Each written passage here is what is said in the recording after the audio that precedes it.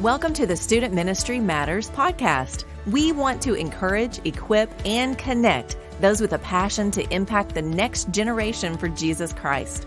Student ministry can be a lonely place. You might even feel like you're the only one in your church or community that cares about students. Well, know this, you're not alone. People all across the country are engaging Gen Z and care deeply about the spiritual direction of these young men and women. Whether you're full-time, part-time, bivocational, or volunteer, if you have a heart for students, this is the place for you. Welcome back to the Student Ministry Matters podcast. My name is Dan Carson, and I'm thrilled that you've chosen to download and listen as we continue the conversation about student ministry. Now, in today's podcast, we're going to be talking about students and mission trips. And I have a special guest with us. I'm excited, Margaret Anderson, and I'll be introducing her in just a moment. But before we get to that, I want to thank our podcast partner, Central Baptist College of Conway. Central Baptist College is challenging, engaging, and inspiring. And it's a place that, well, if your student is trying to figure out what's next in their educational journey, have them check out cbc.edu. I sent my daughter there. She's there in her fourth year at college right now. And I'm a graduate myself. I know our co-host, Chris Vines, when he's with us, well, guess what? He's a graduate of CBC as well. We love the place. We love the staff. And in fact, today we have an adjunct from Central Baptist College. I'm excited about that for CBC's sake. And again, we've got Margaret Anderson with us today. She's working at the BMA of America Missions Office. Welcome to the podcast, Margaret. Thank you. I'm excited to be here. Well, Margaret, it is really a joy to have you on the podcast. You are now serving with the missions office. I remember just getting an email the other day talking about our VSM trips, and we'll talk about that in just a minute. What is your role there at the missions office? My official title is office manager. I do anything from do whatever John David needs to be done, send things out for him. I help proofread and edit articles with Holly Merriweather, help coordinate things with our missionaries, whatever they need from the office, a little bit of everything. I've also been helping Angela Rice with the VSM stuff. There's a lot to do as we have mission points all around the world, and it's an exciting thing. I love that our staff, Dr. John David Smith, is our Director of Missions for the Baptist Missionary Association of America. I know every time I say that, that's a mouthful, but that's who we are. Student Ministry Matters is a ministry of the Baptist Missionary Association of Arkansas. And so we are just so happy to be connected so that we can do more together, because that's really what it's about, for us to join together as churches so that we can reach out to other places. Now, I mentioned that you're at CBC. What are you teaching at Central Baptist College? I teach English classes. I prefer writing-based classes over literature, so that's usually what I go for. English fundamentals, English Comp 1, 2, things like that. I prefer writing over literature classes myself as a personal preference. Reading something and analyzing it sometimes just gives me fits. I remember back in high school, I mentioned on a previous podcast, I was a part of American Novel as a sophomore in high school. So The Sun Also Rises, Moby Dick, a few other books like that we would read and have to analyze, and I just never could get it. I got a little bit better when I got to college. Henry Smiley was my professor there at Central Baptist College way back in the day. But again, I'm glad for CBC that you're on campus, you're impacting students on a weekly basis there. It's fun to know. However, you also serve at Antioch Baptist Church with your husband. Tell us a little bit about that. Yeah, my husband Ryan is the college pastor at Antioch, and he runs the college ministry called Perspective. It's actually located on the campus of University of Central Arkansas. And, we cater to UCA students, CBC students, Hendrix, UACCM, any surrounding colleges, even college age. They don't have to be in college to come. And it's not just Antioch students, it's students from churches all over. And we meet on Monday nights. We serve a meal, have a message, worship. And that's just one night of the week. We spend a lot of time with kids outside of Monday night meetings. We've just started discipleship groups, so that's very exciting. That's something that we're very passionate about. We're trying to get more of our students plugged into missions and really, we just want to provide a place for students to come and grow in their walk with Christ. Well, this isn't the first time, though, that you've worked with students. I know that you and Ryan have been involved before. Tell us a little bit about that experience.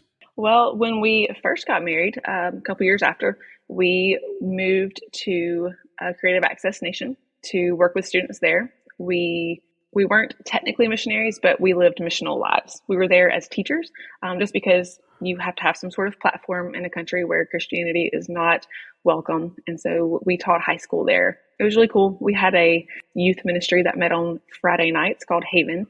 And so it was very much of a safe place, a safe haven for high school students to come just hang out with other mostly like-minded believers. We had some who were not believers that were seeking. So it's just a safe place for anybody to come and learn more about God and even become exposed to God for the first time. It was a very unique place. Well, that was a Creative Access Nation, and you were living the missional life there. When you moved back to the States, did you immediately move to Conway? What transpired in the middle? Before Conway, we went back to Mississippi, to my hometown of Fulton, and Bethel Baptist Church, where I grew up. Ryan served as a youth pastor there for a couple of years. So that was what we did between the mission field and Conway. It was such a sweet time. It was great to be back with family, the church family that I had been with for the first 18 years of my life. And so getting to minister to the children of people that I knew these kids when they were born. And so to come back into their lives when they were in high school and middle school was just a real joy. And it's also fun to just figure out what life, because this was our first time to work with teenagers in America, really. And so to see what teenagers in America do, how they live their lives, is very different from what we were used to in the country we were before. And so it was very much of a learning curve for us, but it was fun. Well, Margaret, one of the things that I love for our guests to do is to share a little bit about themselves. And I can't think of anything more important than our relationship with Jesus. So how did you come to meet Jesus? Yeah, so I grew up in a Christian family, grew up in a discipleship program called Girls Missionary Auxiliary. And I was a part of that for many, many years, from I think fourth grade until I graduated high school. So I knew all these truths about who God was. And I accepted Christ at a young age and decided to follow him. But one crucial aspect that I missed was having an actual relationship with Christ, as far as just seeing him as my heavenly Father and somebody that I could go to, and not only go to when I needed him, but somebody that I walked with daily. And so it wasn't until I was in college, I went to Ole Miss, where my faith was challenged, because everybody around me was living a very different lifestyle than what I knew was God honoring. And so all I knew at this point was, okay, I should read my Bible. That's what I'm supposed to do. So I really started doing that for the first time in college, which is sad to say, since I grew up in church and in this program, but I just never was in the Word. And so I started seeking God, and he revealed himself to me very quickly, because I was hungry and he was ready for me, waiting for me to come. And so I remember reading Luke 9:23, when Jesus says that if anybody wants to follow him, he must deny himself, take up his cross daily, and follow him. And so that's kind of what did it for me. I was like, okay, deny myself. So let me just forget about the things I had planned for myself. I was in college, and I was at this point trying to figure out, what is the point to life? Why am I going to classes and trying to get good grades? Is it to have a nice house and a husband and kids? That doesn't seem very fulfilling. And so I was like, okay, follow Jesus. And so from that day forward, I mean, it's had its ups and downs, but that's been my purpose. And that's made life just a lot more full. During your high school years, we say that the journey to our relationship with Jesus is often just that. It's a journey. It's full of steps as we move closer to a point where we say, okay, you've got it all. I give you all my life. So my question is, during those high school years, maybe during those college years, who are the people investing in you? Yeah, for sure. My youth pastor, Tracy McMillan, and his wife, Michelle, they invested in me. I know I was probably very frustrating for them, because I was just one of those kids who would show up every Wednesday night, every Sunday morning, but didn't do anything. I was just there, taking up space. But they continued to pour into me, and kind of point me to Jesus and show me the way to go about daily life as a Christian. And then also my GMA Girls Missionary Auxiliary Director, Peggy Begley. She also, again, God bless her in heaven now. She was very patient with me, just growing up, having all the questions, lots of questions just about the Bible, about life. She just spent countless Saturdays with me doing all of the GMA things, taking us to camps. And so just seeing the time, really more so than what they told me, the time they spent with me made the greatest impact, I think, just to know that they cared. There's great power in presence when it comes to student ministry and just being there when a student's going through something difficult or hard or just the day in and day out life of a high school student. I mean, I had one student a couple of years back now that lost her dad just out of the blue. That same family. So recently I had a chance to go to a football game and watch one of the older sons play a game. And all of a sudden he took a hard hit and broke his collarbone. And, there was nothing I could say to make it better. There was nothing I could do, but just being there. There's just an importance in being there and being available. And so, I love those people. I love the volunteers. Oh my gosh, the volunteers, the part-time guys. I'm thankful for guys like Tracy that really were able to pour into you because they've had the opportunity. But it's those other people, the parents, the people that come in are just there for maybe one time to help and just love on students. It's so important. One of the other things that I love seeing are some of the adults that are involved in our VSM opportunities. They give of themselves. They raise money for these mission trips. Tell our listeners a little bit about what VSM is. Yeah, VSM stands for Volunteer Student Missions. And the idea is to get students connected to the mission field. So we put together teams. Students can sign up. They can join whatever team they want based on where in the world they want to go and what they want to do. And the only requirements are you have to be a minimum of 15 years of age by the time of the trip and demonstrate a desire to serve Christ. And then you go. And it's really cool because, most students who are 15 probably don't see how they could be used on the mission field, but they learn pretty quickly when they get there that God can use them. And so, we provide training. We have VSM weekend every March where students learn things like how to be safe in the mission field, how to share their testimony effectively, how to work well as a team, how to serve God cross-culturally. And so we provide all of that training to where they're ready to go by the time of their trip. Yeah, a lot of our full-time missionaries actually got their start as a short-term mission student. And so, of course, that would be great if every student who goes on a short-term trip would end up dedicating their life to full-time missions. But obviously, that's probably not going to happen the majority of the time. But we still hope to instill in our students that they can serve God wherever they are, whether they stay at home or go back abroad. Well, I think one of the great things is that even if they don't commit their lives to missions, to be a missionary to the Philippines or to Africa or anywhere in the world, they have now seen how God is working cross-culturally. You mentioned that very quickly, but that's so important. When you came back from your Creative Access Nation, you were trying to figure out how to minister to U.S. students because of just the changes and difference in mentality and thing. But I also think about those students who come back and maybe that was a point in time during their high school experience or maybe their college experience, and then they go on and then they become active in their church. Those are the men and women that are going to be supportive of missions throughout their life because they know it's real and it's powerful. And I have friends who did that, who went on a trip and then came back for a while and then went over there full time. I think about Brian Reisner, who is now a missionary in Romania. My son went on 2 VSM trips with Brian. The second one, he took Brian and his family over there and left him. And so Brian began his ministry in Romania at that point. And that was an adult. Brian is, a husband. He was a police officer. He was a youth pastor, but he just could not deny the God was calling him to serve in another place, cross-culturally, to another people in another part of the world. And so I just think there's so much value to these VSM trips, and not just VSM, but other short-term mission trips. And before we began recording, you mentioned that you had been involved in some others. So what are some other places that you have seen and experienced through short-term mission trips? Yeah, my first short-term trip was to the Philippines. I actually spent 2 months there for a summer when I was in college.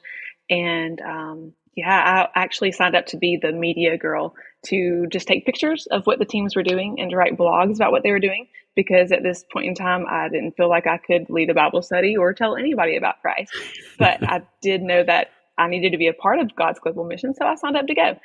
During my first week, my team leader said, "Hey, Margaret, can you lead a Bible study Thursday night?" And I'm trying to appear as if I know what I'm doing. And so I said, "Sure." And then I just prayed, "Okay, God, I'm here. You've got to do this because I don't know what I'm doing." And God did his thing. He all we have to do is just say yes and be obedient. And so after that first trip, I knew that God could use somebody as inadequate as me. So the next summer I did the same thing. I was still in college, so I had summers that were just free to do whatever. So the next summer I went to Malaysia, did the same thing, except I taught English as my platform there and had lots of good gospel conversations that I never would have thought that I could have been involved in. And again, it was just God working through me just being obedient. So Philippines, Malaysia, spent some time in Laos, did some work in Thailand, been all over Asia. It just seems to be my favorite part of the world. Well, those short-term mission trips, I know they've deeply impacted you, and they've kind of shaped who you are. I mean, as we mentioned before, you spent some time in the Creative Access Nation with your husband before moving back to the States. And a global mindset is what we all need to have, a mindset focused on sharing Jesus with the lost and dying world. And so I would ask you said that you didn't necessarily feel qualified to begin that process. What are some ways that we could encourage our students to embrace a short-term mission trip? Yeah, well, it starts here before you go. Definitely, you should be in the Word daily. We have so many tools available to us to help us understand the Bible. Sometimes it's very daunting for a student to sit down and try to read Romans, but, we have people, we have resources, we have all kinds of things to help answer our questions.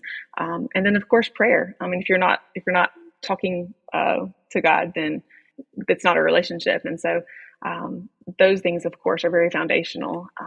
And it's also just trusting that, if you know that you are living a God-honoring life and you are in the Word daily, you're talking to God, then you just have to trust God that He will kind of lead your steps and lead your words. None of us are perfect. None of us are ever 100% ready for any given situation on the mission field. But as long as we're just obedient and doing the things that we know we should do, then God's got it. God's got it no matter what.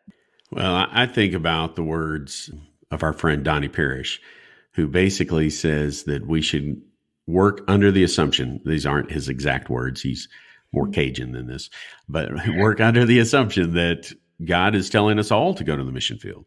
It's a yes until God says no. And I love that mindset because there is a great need for us to encourage our students, to send them out. One of the things that was so helpful when I went to Temple Baptist Church in Rogers back in 2007 as their youth pastor is there was a culture of short-term mission trips. So from 2007, that summer when I first came, till 2008, the students were prepping for multiple VSM trips, meaning that we had 5 going on VSM trips. We had 2 that were going on a Barnabas trip. And for those that might not know, a Barnabas trip is more of a trip of encouragement to go and to share just an encouraging word and an encouraging visit to pastors in a foreign country. And so we had 7, I think there may have been an 8th person. We were sending them out, and the church this is not a large church, but they just knew that this was what it was about. Let's send our students. I think we had one that went to Chicago, which is not a foreign field, but it is definitely a field that needs Jesus, just like every other place in our country. That we also had 3 that were going to Africa and 1 that was in Eastern Europe. And so it was exciting to be involved and to be a part of a place that's it. They love missions and they're supportive of that. So with that in mind, what are some ways that those that are listening, again, are full-time, part-time, bivocational, and volunteer student ministry workers, how can we help foster that sort of culture in our own church? Yeah, I feel like it starts with, the student pastors, student leaders kind of stepping up and being involved in missions themselves. Okay. Students are much more likely to go, I feel like, with somebody that they know. So if we have our leaders and student pastors, if not leading trips overseas, maybe at least connecting students to people who do go. There's so many other student pastors all over our association who do lead trips that, there's got to be some connections that could be made. And so it's almost just, and also student pastors encouraging students who may feel inadequate, like I did, just to let them know, like, hey, let's work together. We can build you up, and we can, get you to a level of confidence to where you want to go and you want to serve and you want to tell others about Jesus' love. And so, yeah, I feel like it really just starts with the leaders to just instill in students the importance of missions, whether it's going, praying, sending others, fundraising for others, just get the word missions out there more. That would be a good first step. Okay. I love that. One of the things that we did at Temple is in 2009. So 2008 was this summer of sending everybody out everywhere. We made a decision. We did a church-wide mission trip out to Fountain, Colorado to help a fusion church at that point. And so we took about 30 people, caravanned out there, set up a vacation Bible school and a local school church. Well, no, it was a local school, but set up a vacation Bible school and worked with that church.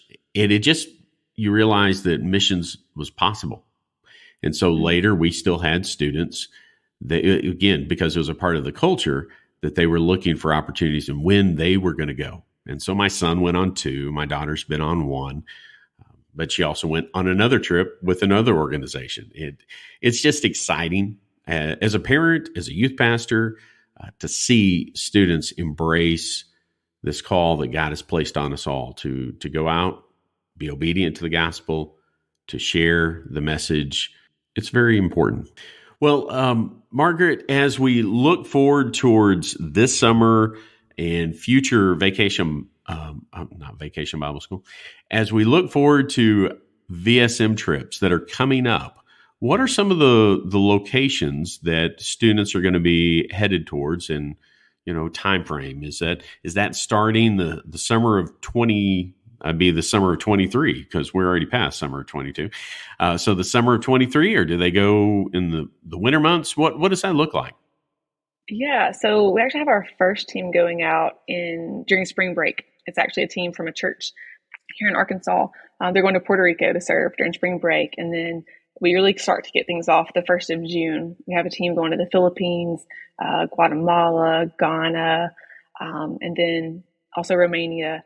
And then in July, we have teams going to Portugal, Costa Rica, Romania again. And then we also have a team going to California right here in the U.S. So summer is when it gets really big. But, if there's a church that wants to take a trip at any time, that's totally possible too. We're very flexible, and we can create trips that aren't already planned. If a church feels a special call to a certain place, already has a relationship with a missionary. So we're here to serve our churches, and we want to make mission trips possible for any church who desires to go and serve. Well, I know one of the things that Angela Rice, who works there in the missions office as well, she has shared is that because they have made the contacts, because they have coordinated trips before and know the missionaries, always look to the missions office as an opportunity. If you're going to go foreign to a foreign mission field, look to them for direction and guidance and some things that they may be able to do. Well, Margaret, thank you again for being on our podcast. We are always happy to hear from our missions office, and we're happy to hear from you today. Well, again, listener, thank you for, I don't want to say tuning in today because we're not a radio, but for downloading and listening. That's the important thing. As you listen to our podcast, as we continue the conversation about student ministry, we're here to help. We love you. We care about you. You are not alone. People like Margaret are serving, and so that we can help you impact that next generation for Jesus Christ. Why do we do those things? Well, we do them because student ministry matters. Thanks for listening to the Student Ministry Matters podcast. Get connected at studentministrymatters.com or follow us on Facebook and Instagram at Student Ministry Matters. Until next time, keep up the great work with your students because the work matters.